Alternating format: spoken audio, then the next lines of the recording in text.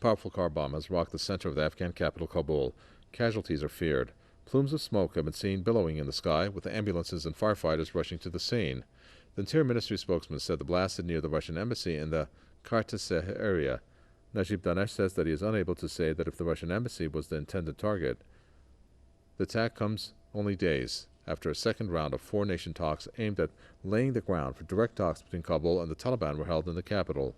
No group has claimed responsibility for the car bombing yet, but the attack bears Taliban hallmarks. Our correspondent Fayez Khorshi joins us from Afghan's capital, Kabul, to tell us more about this bombing. So, Fayez, this bombing happened near the Russian embassy. It seems like maybe that was the target, or to send a message through the vicinity of this being near that embassy? I think it can be both. The thick cloud of smoke can be still rising from outside the Russian embassy, and Afghan officials have told us that 5 people are dead and over 20 others are wounded.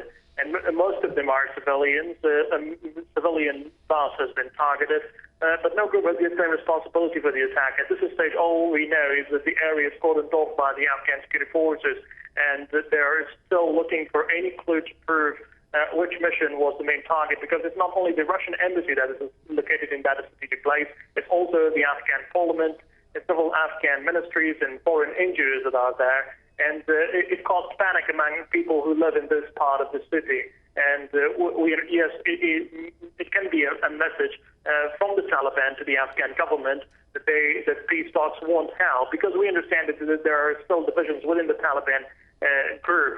It's not only Mullah Akhtar Mansour that is leading now this terrorist organization. Others are strongly opposed to his authority.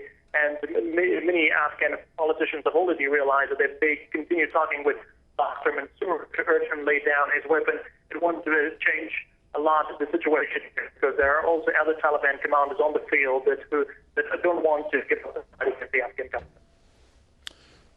Thank you very much for that. At this point, you can see the highlight of this particular piece of breaking news where 5 people have been killed due to this blast.